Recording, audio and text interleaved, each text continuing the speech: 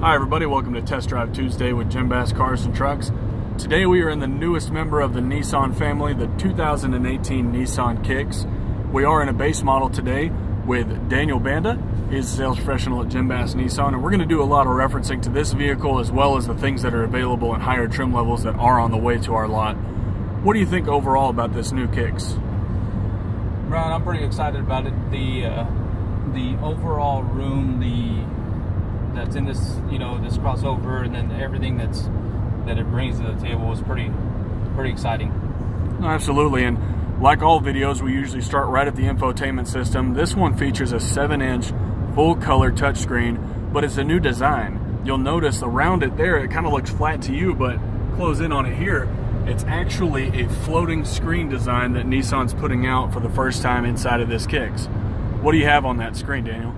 On the screen, we got it's just all touch screen. You can sit there and mess with everything as far as USB, Bluetooth, just whatever you want to set up to it, you can. I mean, any devices that you connect to when you connect your phone, of course, you could, just search through anything you want. Some of them will have, like the Apple CarPlay and Android Auto. I mean, your navigation will pop up on there if you use the navigation through your phone, and just anything at all, just home menu, you can set it up just to your settings the way you want to do it. Absolutely. I mean, you can tell most of the options on there, pretty much the same options that a lot of people have on it. I actually do like the fact that the home screen has quick buttons for USB and different sources like that and your auxiliary cable. Speaking of which, you can see down here on your power points, you have your auxiliary cable, USB, and 12-volt car charging outlet right there. And then as well as down here, you have two USBs right here that somebody in the back seat can utilize. So looking at your steering wheel, I noticed you still have your D-shaped steering wheel. That helps with getting in and out of the vehicle. What other button options do you have on it? Everything is just like the other Nissans, with for your voice to talk, for answering the phones, whatnot. Going through your menu on the screen, just to keep your hands on the steering wheel, for your volume control, searching through, then your cruise control. Some of the higher trim levels, will have the adaptive cruise control and all that smart technology.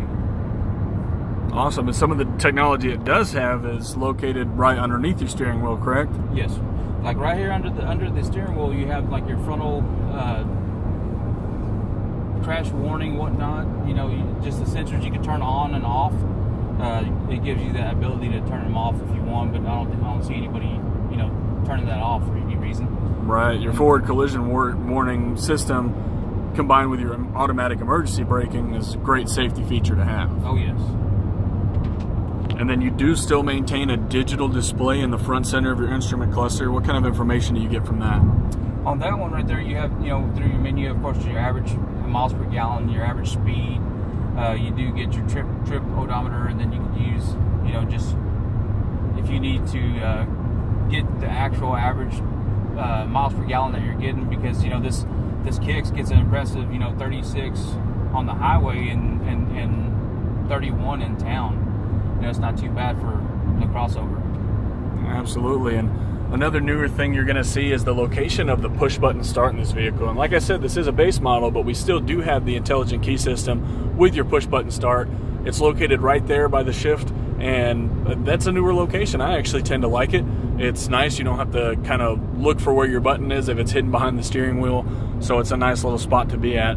Here in a moment, we are going to pull around and tell you about the backup camera that this has on that 7-inch color screen. But let's get a feel for the interior. We are in black cloth seats, but it has a great accent to it, great stitching. You can see kind of I'd say like a pillow concept on the seats. Really makes for a comfortable feel. Coming here to the back seat, we have the same kind of design here. You can see your bottom speaker there on your door, as well as the fact that this does still come with power windows, so you have that as well. Here in the back, you have a tremendous amount of cargo room, and like we're talking about in higher trim levels, there is a privacy cover that is really, really great. I mean, I can't see anything past that privacy cover. So how does it drive, Daniel? I know it's a 1.6 liter with that credible gas mileage. How does it drive compared to that? It actually handles pretty well. I drive a Altima, and it seems to pick up just as well as that does. with it being just the, you know, the 1.6, I mean, it'll get up and go. I mean, it just has enough power to get me where we're going. And getting onto the on-ramp a while ago, I stepped on it and it didn't hesitate, just went. Nice and smooth. Yes, sir. And I know a lot of people, when they compare these size vehicles, they're, you know, concerned with certain items. You do have an armrest here for the driver that Daniel is utilizing. It's right here on the side, and it is adjustable. So, you know, you still get that comfortability while you're driving. You don't have to worry about your arm just hanging there or anything like that. You do have quite a bit of lighting as well. For such a smaller vehicle, you'd consider the front lighting enough, but it does have the center lighting as well right here in order to get you, you know, comfortable at night or anything like that, getting in and out of your vehicle. Make sure that you're safe and you have enough lighting. But here in a minute, we're going to go ahead and pull into this parking lot and get you a view of this backup camera. When it comes to space, like Daniel was saying, the overall space of this vehicle is really nice. Daniel's not a short person, and he still has plenty of headroom right here. You can tell that. As you know from my previous videos, I'm 6'5" and I'm sitting in the back seat. My head doesn't touch the ceiling, and you know, I scooted the seat up a little bit, be a little bit more comfortable, but I have a good amount of leg room back here in order to do this video for you.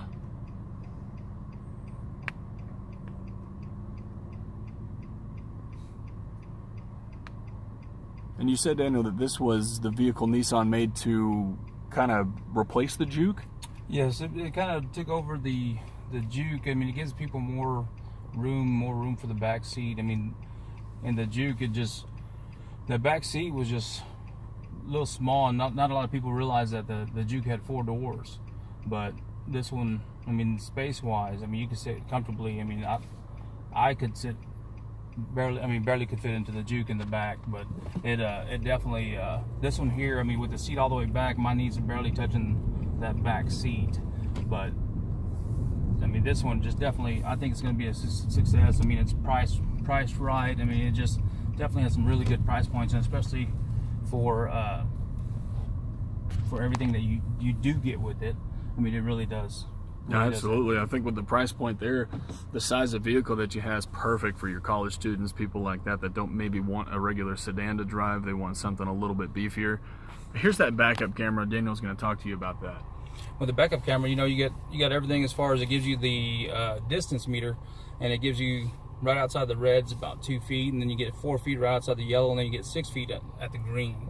So I mean, it does give you a nice clear view, letting you know how close you're getting, whatnot. Just definitely gives you a big full screen to give you a good view. That's great, folks, and that's quite a bit to talk about, considering that we are in a base model. We do have higher trim level models heading to our lot, so please be on the lookout on JimBassNissan.com for those vehicles to come into our inventory. Come check them out, ask for Daniel Banda, and make sure you stay tuned tomorrow for Walk Around Wednesday, where Daniel's going to go over the outside of this vehicle.